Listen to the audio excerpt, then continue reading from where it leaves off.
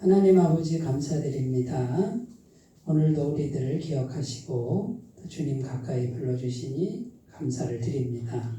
오늘도 주님의 영광을 경험하는 시간 되게 하시고 주의 진리의 말씀을 깨닫는 시간으로 인도하여 주옵소서. 예수님의 이름으로 기도드립니다. 아멘. 출애굽기 20장 14절 한 절 같이 읽습니다. 시작. 간음하지 말라. 아멘. 자, 10계명 중에 이제 몇 번째 계명이죠? 7번째 계명이죠. 네, 부살, 간도, 거탕 이렇게 되어 있는데 간음하지 말라 이제 요 10계명인데요.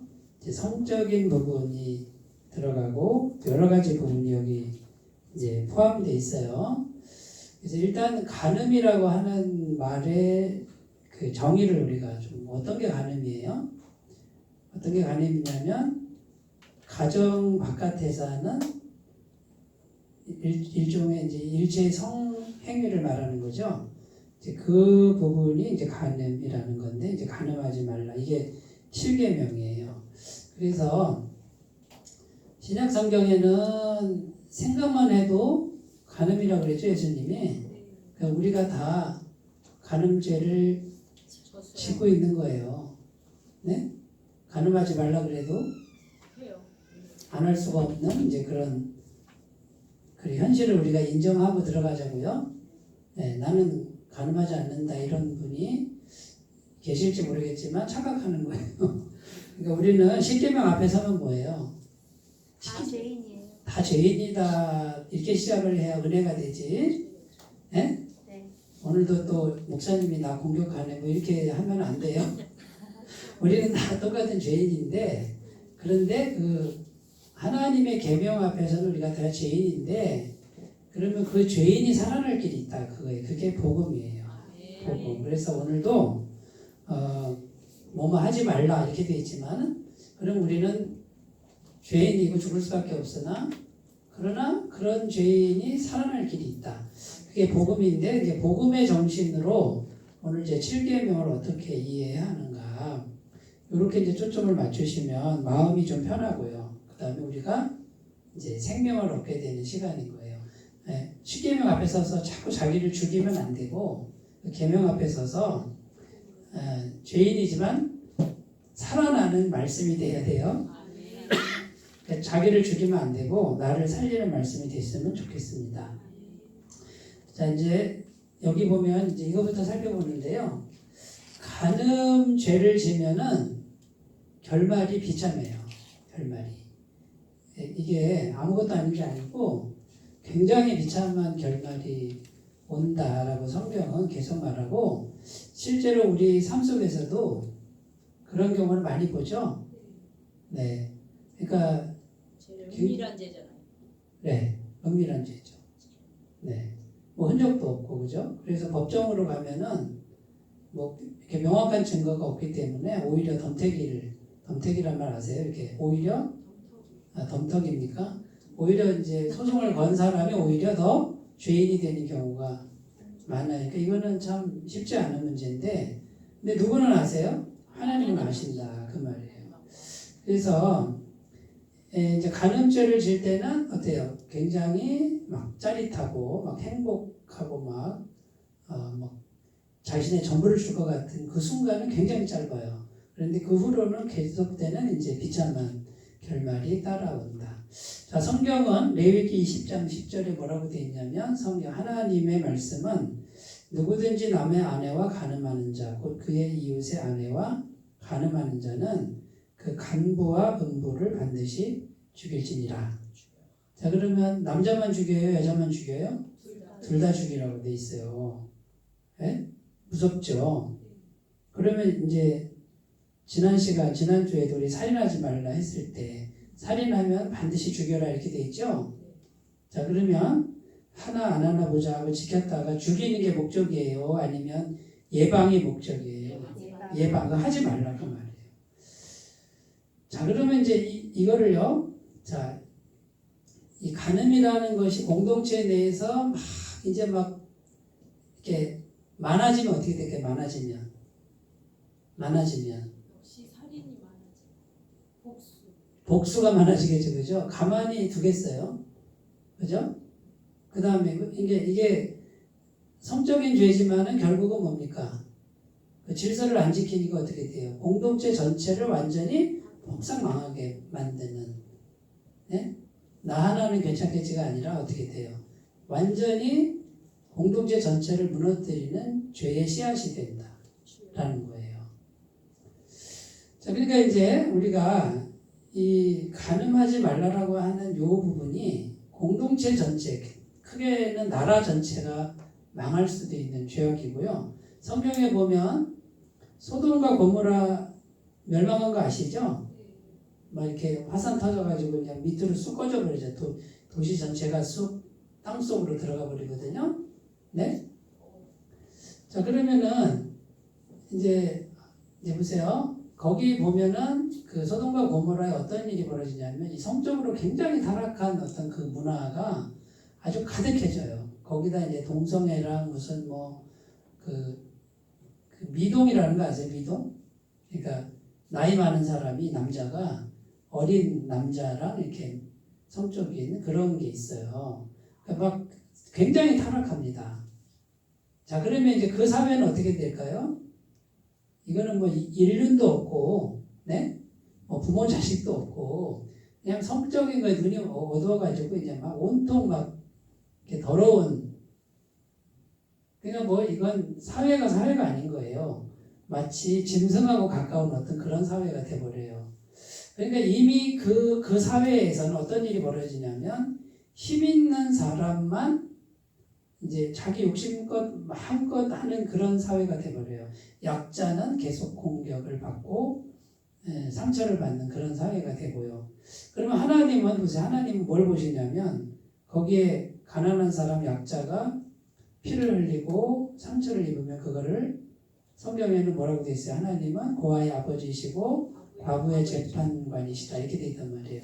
하나님이 그들 편인데 그들이 고통하고 신음할 때 가만히 계시지 않는다 이렇게 돼 있단 말이에요. 그러니까 거기에 죄악이 관영하니까 그 땅이 다 죄로 물들어 버리니까 거기에 이제 유황불을 쏟아붓는 거예요. 그래가지고 그 도시 전체가 망하게 되는 거죠. 그러니까 이게 간음하지 말라 이렇게 딱 간단하게 6자지만 엄청나게 가공할 만한 사단의 전략이다.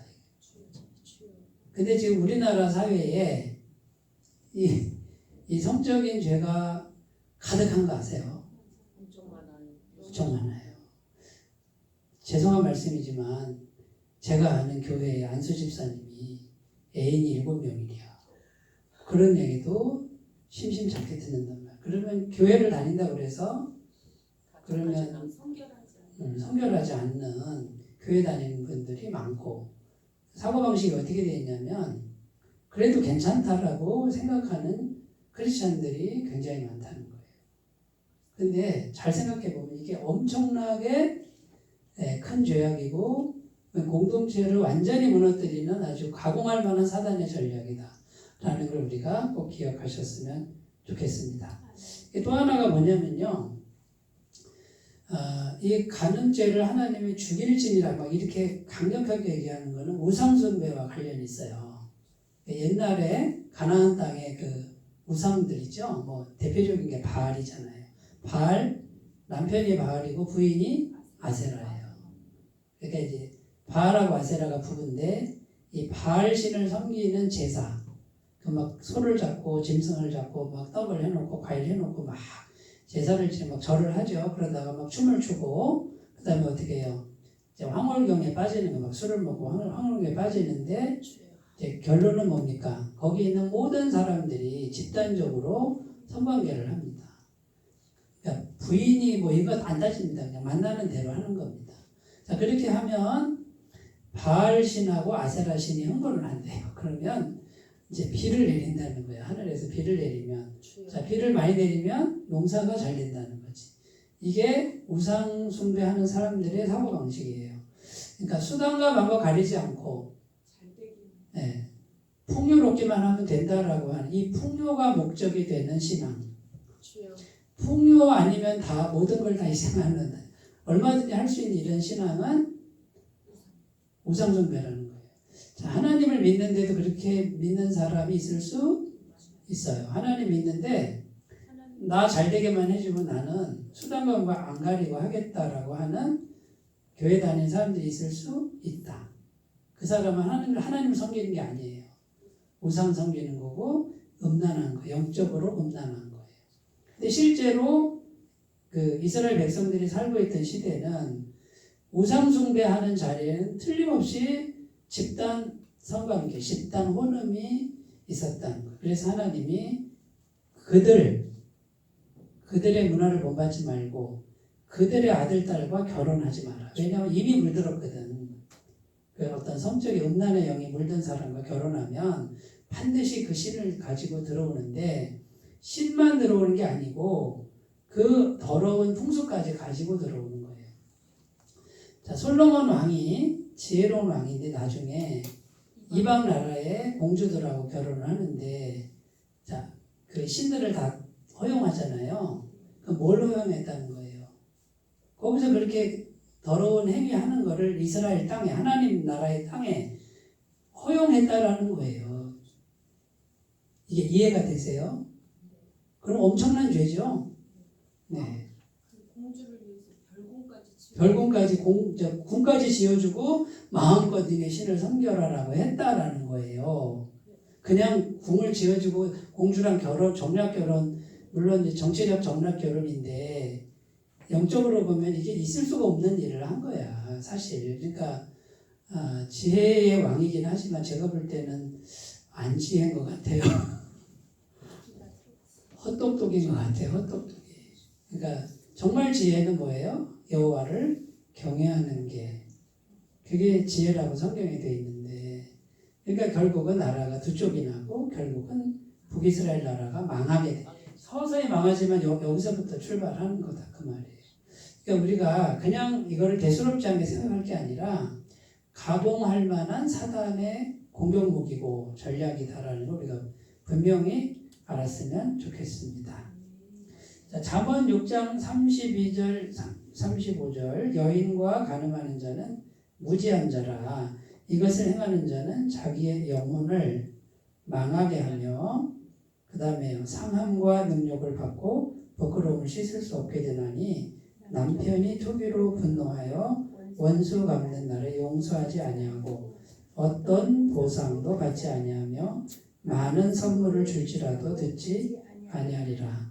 이해 안 되는 거 없으시죠? 그죠? 이거 인간사에서 벌어지잖아요. 사무엘하 11장 4절 말씀 다윗이 전령을 보내어 그 여자를 자기에게로 데려오게 하고 그 여자가 그 부정함을 깨끗하게 하였으므로 더불어 동침하매 그 여자가 자기 집으로 돌아가니라. 그 여자가 누구예요? 밧세바잖아요. 밧세바 남편이 누구예요?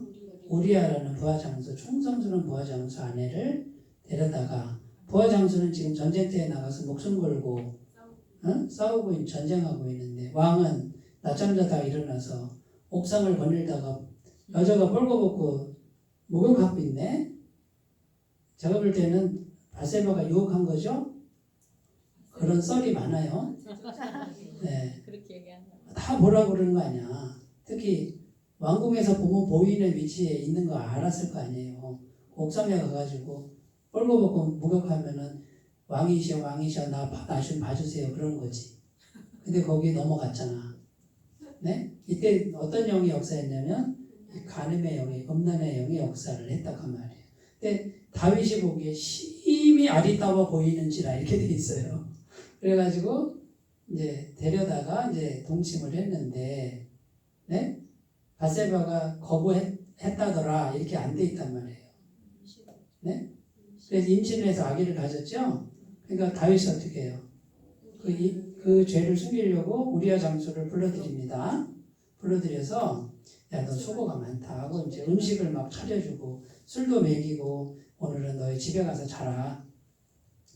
그러면 집에 가서 자고 다시 전쟁터 가면 그 애는 누구 애가 돼요?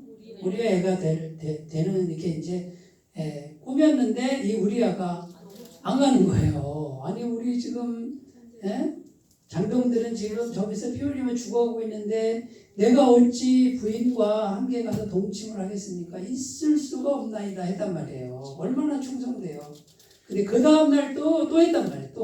또 술을 먹이고 음식을 차려주고 야 그러지 말고 오늘은 꼭 들어가서 아내랑 동침을 해라. 그런데 친구가 안 하네. 결국 어떻게 합니까? 다시 전쟁터로 보내서 이제 어떻게 해요? 죽이잖아요. 맨 앞에 선봉에 서게 하고 그 다음에 싹 빠져라. 거기 혼자 두고 그러면 죽게 내버려둬라. 다윗 왕이 이런 짓을 꾸몄다는 거예요. 간음죄나 네? 살인죄를 다 지은. 자, 간음죄가 그 다음에 어떻게 이어져요? 살인. 살인죄 이어지고 그 다음에 거짓말, 거짓 증거하는 죄 이제 여기 뭡니까? 9계명인가 나오고 내 이웃의 아내를 탐내지 말라 했는데 10계명 어기고 그 다음에 여호와의 이름을 망령되이 일컫게 만들고 네? 여기서 안 끝나죠? 결국은 네? 나라 전체가 흔들리잖아요. 그 아버지의 그 죄가 누구에게 가요?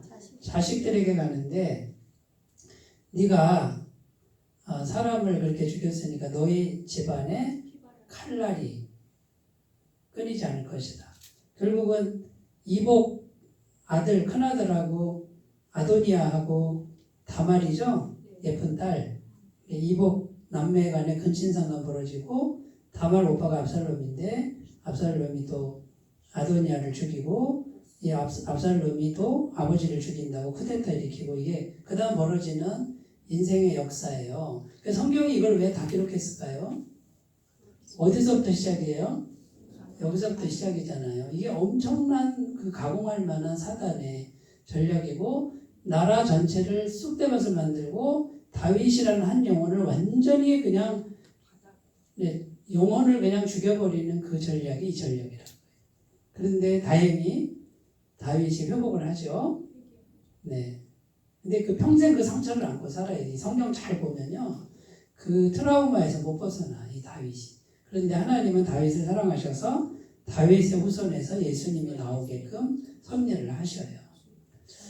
그러니까 어느 인간도 죄인 아닌 인간은 없다. 그리고 어느 인간도 여기서 자유로운 인간은 없다. 우리는 다 죄인이다. 그러나 은혜가 있다 우리에게. 네, 그러나 조심해야 돼. 이거 한번 걸리면은 이거는 진짜 폐가망신에다가 영혼이 완전히 망가지고요. 나 혼자만 그런 게 아니라 내 옆에 있는 가족들, 자녀들, 이게 자녀대. 그 다음에 내가 속해 있는 공동체에 전부 상처를 주는 거예요. 나 혼자만의 문제가 아니에요, 이거는. 우리가 이걸 분명히 해야 된다라는 것이죠. 두 번째로 가보겠습니다. 자, 그러면 이제 간음이라고 하는 게 일종의 성이잖아요, 성. 그럼 성은 무조건 나쁜 것이냐? 그렇지 않다. 성은 하나님의 축복이라 원래. 네? 하나님이 인간에게 주신 가장 아름답고 고귀한 선물 중에 하나였어요. 네, 그런데 그거를 질서 안에서만 누리면 가장 아름다운 것이 된다. 자, 보세요. 성이 축복인데 남자와 여자를 만든 건요. 하나님의 형상대로 만들었다 이렇게 돼 있어요. 형상. 창세기 1장 27절, 28절. 하나님이 자기 형상, 곧 하나님의 형상대로 사람을 창조하시되 남자와 여자를 창조하시고 하나님이 그들에게 복을 주시며 하나님이 그들에게 이르시되 생육하고 번성하여 땅에 충만하라. 땅을 정복하라. 바다의 물고기와 하늘의 새와 땅에 움직이는 모든 생물을 다스리라 하시니라. 하나님 형상대로 남자와 여자를 창조하셨어요. 그러니까 이거는 하나님 닮은 거예요. 그러니까 가장 아름다운 거였단 말이에요. 근데 남자와 여자를 창조해서 그 다음에 뭐예요? 연합하는 거예요. 연합. 이 연합이 하나님의 형상이 하나님의 모습이에요.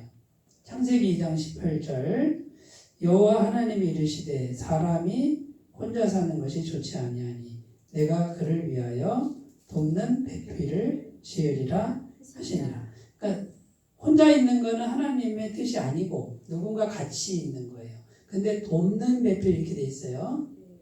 자, 첫 번째는 뭐냐면 하나님이 단수예요, 복수예요? 단수도 맞고 복수도 맞죠. 삼위일체는 단수도 맞고 복수도 맞아요. 왜냐하면 세 분이 완전히 하나라서 쓸 때는 단수로 쓰지만 하나님 뭐라 그러냐면 우리라 그래. 우리의 모양대로 우리의 형상대로. 이거 왜냐면 성부, 성자, 성령 이 세 분이 완전히 하나라서 세 분이라 복수로 안 쓰고 단수로 쓴다 그 말이에요. 그러나 하나님 안에는 공동체가 있어요. 완전한 연합.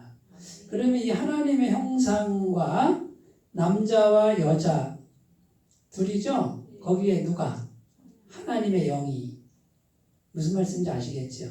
그러니까 남자와 여자가 연합을 하고 그 남자 여자가 다 같이 하나님의 영에 사로잡혀서 삼위일체처럼 완전한 연합을 이루는 가장 아름다운 가정의 모습. 네? 요 세 가지 성령과 남자와 여자가 완전히 하나가 되면 하나가 될수록 가장 이상적인 가장 행복한 가정의 모습이 된다라는 거예요. 자, 부부간에 왜 힘들어요? 연합이 안 돼. 생각이 다르죠. 바라보는 게 다르고 가치관이 다르고 문화가 다른데 그런데 이게 쉬운 문제는 아닌데 성령께서 임하셔서 이제 같은 영으로 물들고 같은 가치관, 네? 같은 말씀 이렇게 되면 이제 점점점 이게 연합이 가까워지는 거예요. 그러니까 우리가 이제 해야 될 일이 뭐냐면 계속 기도를 하셔야 돼. 계속 성령님 의지해서 계속 기도하시고 그 다음에 어떻게든지 짧게라도 대화하려고 노력해야 돼. 속위에 격일 끼고 벽 보고 말하고 그런 심령이 계속 되리라고 믿습니다만 인내하시고 포기하지 말고 하시면 됩니다. 포기하면 안 됩니다. 안 돼. 구제불능해. 이렇게 포기하는 분은 안 돼요. 그러나 네가 이기나 내가 이기나 해보자. 될 때까지 해보자. 하면 된다 해보자. 네? 하나님은 하신다 하고 계속 하시잖아요. 예? 그러면 여리고성은 무너진다. 홍해는 갈라진다. 네? 또 뭐 있어요? 가나안 땅에 들어간다. 예? 반석은 깨져서 생수가 나온다. 포기하면 안 돼. 우리에게 누가 있냐면 우리는 연약하게 말을 하지만 성령님은 강력하다. 근데 마귀는 뭐라 그러냐면 해봐라 되나? 더 안 되지? 더 삐뚤게 나가지? 하지마. 이게 계속 우리 생각 속에 넣어주는 사단의 속삭임이에요. 그럼 뭐라 그래요? 까불지 마. 나는 계속 할 거야. 너 자꾸 그런 생각 나한테 넣을래? 어림없어. 나는 계속 할 거야. 이렇게 하고 기도하면서 하시면 된다 안 된다? 반드시 된다. 이긴다. 우리는 이미 이겨놓은 싸움을 하는 거예요. 근데 마귀는요. 계속 의심을 넣어서 그래 맞아. 해봤자 소용없어. 해봤자 내 속만 아파. 나 혼자 그냥 사는 거야. 이러면은 안 돼. 이러면은 지는 거예요. 어디까지 했지? 여기죠. 이제 가정.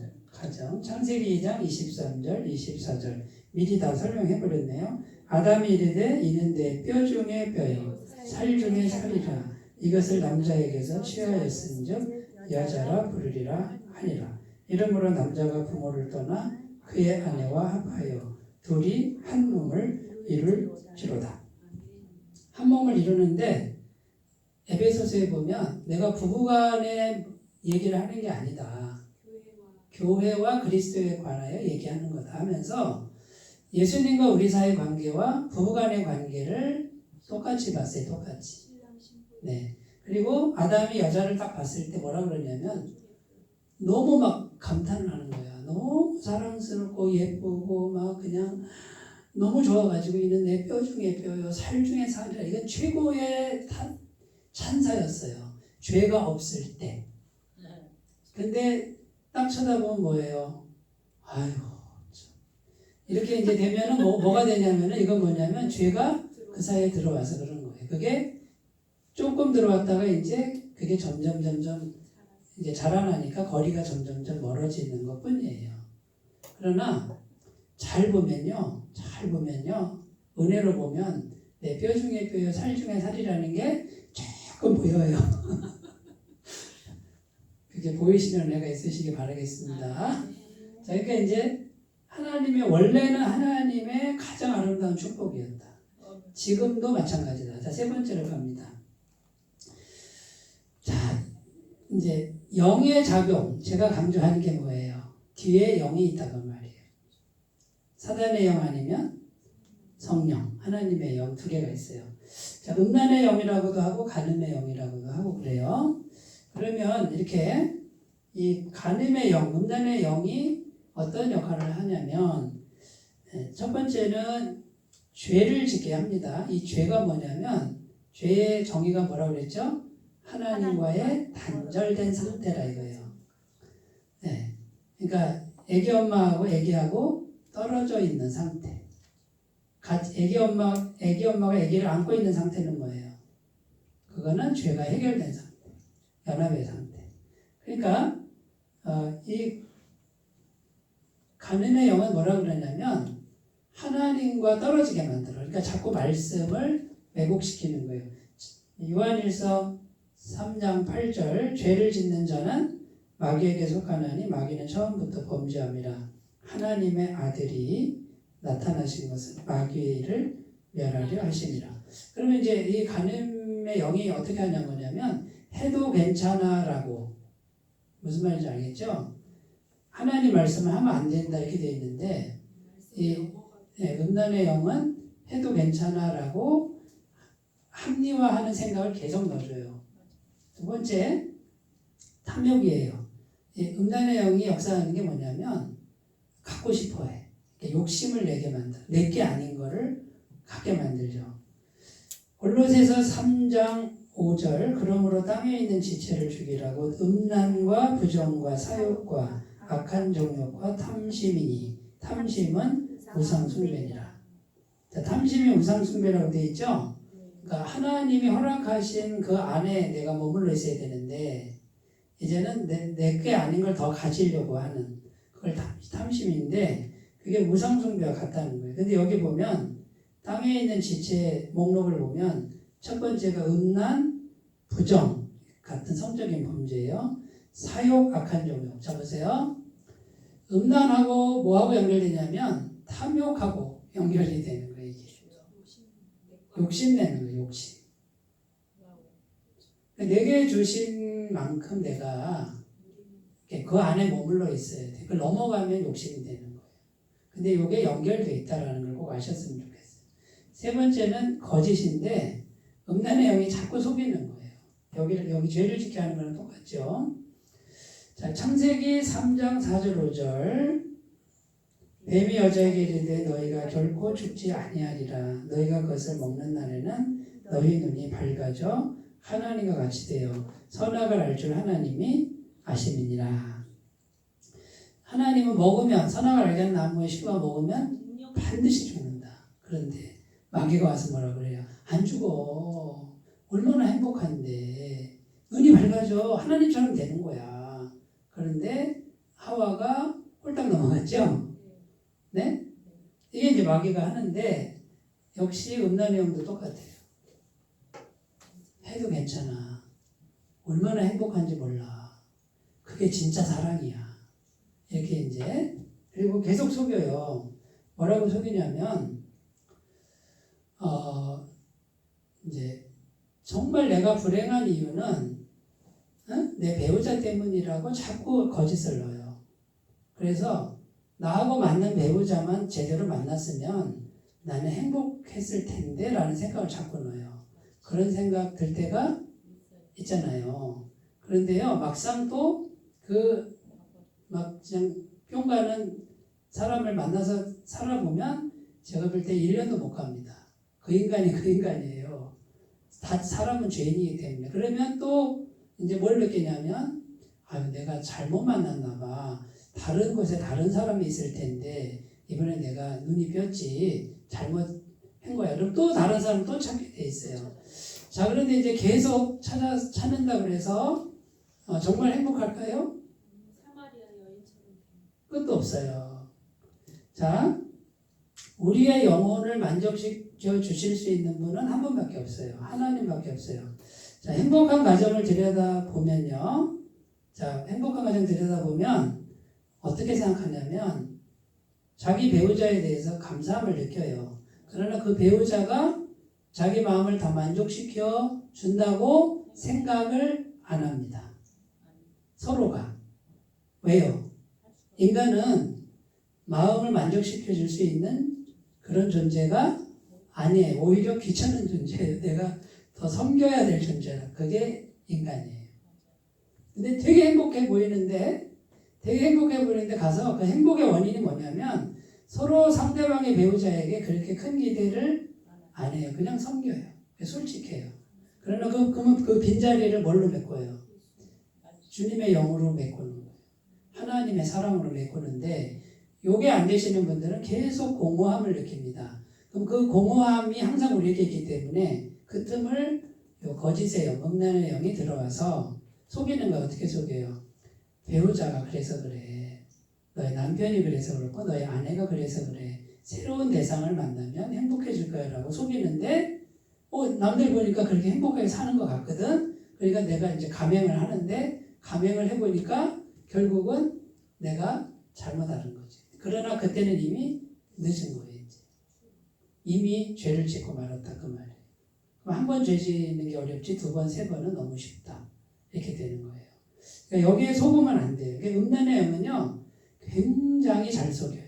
특히 사랑이란 이름, 행복이란 이름을 가지고 남자와 여자를 속이는데 아주 귀재라고 보시면 돼요. 자, 그러니까 우리가 서로의 배우자에 대해서 지나친 기대를 하면 안 돼요. 이 사람이 나를 만족시켜준다? 그 생각을 버려야 돼요. 지나치게 의존적이 돼도 걸려드는 거예요. 그냥 내 옆에 있는 사람은 하나님이 주신 사람이야. 네. 내가 손갈 때가 많지만 귀하게 여기고, 그죠? 그 다음에 나머지 빈 공간은 주님의 영으로 채우고 주님의 사랑으로 기도하면서 채워가셔야 돼요. 자, 이 마음의 공허함을 채우는 여러 가지 방법이 있어요. 어떤 사람은 대상을 찾는 분이고, 어떤 사람은 물질을 찾는 분이고, 어떤 사람은 즐거움, 여행, 뭐 이런 걸로 찾는 분이 있는데, 모양만 다르지 뿌리는 똑같은 것이다. 그러나 아무리 많은 걸 해도 그 공허함은 채워지지 않습니다. 오직 하나님 한 분 외에는 없습니다. 자, 네 번째, 음란의 영은 엄청나게 파괴합니다. 사사기 2장 17절입니다. 그들이 그 사사들에게도 순종하지 아니하고 오히려 다른 신들을 따라가 음행하여 그들에게 절하고 여호와의 명령을 순종하던 그들의 조상들이 행하던 길에서 속히 치우쳐 떠나서 그와 같이 행하지 아니하였더라. 그러니까 이제 이렇게 말하자면 하나님 말씀 안 듣고 딴 데로 가면은 결국은 이 사사 시대는 뭐예요? 계속 하나님의 징계가 오는 그런 시대죠. 네. 그러니까 이제 우리가 음란의 영 또는 간음의 영이 어떻게 역사하는지를 우리가 봤어요. 단순하게 오지 않아요. 굉장히 복합적으로 온다라는 거. 근데 굉장히 교묘하게 우리를 속인다라는 것을 기억하셨으면 좋겠습니다. 네 번째는 성령의 성령, 사랑의 영. 자, 그러면 이 간음의 문제는 성적인 문제지만 궁극적으로 뭐의 문제? 본질적으로 사랑의 문제다 이게요. 예? 참 사랑이 뭐냐? 진짜 사랑이 뭐냐? 그걸 우리가 이제 찾아가는데, 자, 사랑의 마음이 우리 안에 이렇게 채워지는데, 물론 사람에게서 나의 배우자에게서 사랑을 받으면 행복해요. 예? 근데 그게 한 3년 가면은 이제 무슨 호르몬이나 뭐 이런 게 다 빠진대. 그러면 이제 더 이상 사랑을 못 느낀대요. 자, 그 다음에 어떻게 할 거예요? 그러면 이제 호르몬 사랑이 아닌 영적인 사랑. 의리도 사랑이죠. 의리도 사랑. 이제 의리로 산다 그러고 동지애를 갖는다 그러는데 그것도 다 사랑의 일종인데, 우리가 이제 영적인 사랑을 우리가 이제 추구하려면 첫 번째는 성령이 이렇게 부어져야 돼. 기름 부으심. 로마서 5장 5절 사랑의 영이 부어져야 돼요. 소망이 우리를 부끄럽게 하지 아니하면 우리에게 주신 성령으로 말미암아 하나님의 사랑이 우리 마음에 부은 바 됨이니. 자, 그러면 이제 사랑의 어떤 그 사랑이라고 하는 이것이 내 마음에 부어질 수 있다 그러죠. 근데 뭘로? 성령으로. 그 다음에 무슨 사랑이? 하나님의 사랑이 마음에 부어진대. 그럼 이거는 사람에게서 얻을 수 없는 사랑이죠. 그러니까 충만한 사랑. 하나님이 날 사랑하는 그 사랑을 자 이게 부어지려면 어떻게 해요? 성령님하고 계속 교제하고 대화하고 성령님하고 사랑을 나누시는 거예요. 근데 이 사랑은 에로스가 아니에요. 거룩하고 영원하고 나를 위해 전부를 주시는 하나님의 영원한 사랑을 아멘하고 받아 먹는 거예요. 어떻게 먹어요? 생각으로 마음으로 먹는 거예요. 음식은 입으로 먹죠? 음식 먹는 건 잘 드시잖아. 마음으로 먹는 거 어떻게 하는지 아셔요? 자꾸 마음에 이렇게 넣어야지. 아멘, 아멘, 하나님 나 사랑하신다. 이러면 먹는 거잖아요. 여기서만 생각하면 안 돼요. 아멘 하고 이렇게 먹어야지. 밥은 잘 먹으면서 이걸 못 먹는 분들이 있더라고요. 그냥 지식으로만 계속 갖고 있으니 이게 마음이 피폐하다고 사랑을 못 느낀다고요. 그러니까 네? 머리에 두고 안 삼키면 소용없어요. 지식에 머무는 사람은 드라이가 뭔지 알죠? 메마르고 건조하고 사람이 정감이 없어. 따뜻해야 되는데 따뜻함이 없어. 그게 왜 그래요? 사랑을 못 먹어서 그래요. 근데 사랑은 사람에게서 사랑도 받지만 결국은 뭐예요? 성령으로부터 사랑을 이렇게 자꾸 상상하면서 채우시면 마음이 채워질 줄로 믿습니다. 자, 진짜 사랑은요, 희생이에요, 희생. 성경이 말하는 사랑은 희생이에요. 희생 그러니까 듣기 싫죠? 그런데 예수님이 우리를 위해서 전부를 다 주셨잖아. 그럼 우리가 사랑으로 채워지려면 희생을 각오하는 거야. 받을 생각만 하는 분들은 절대 마음이 채워지지 않습니다.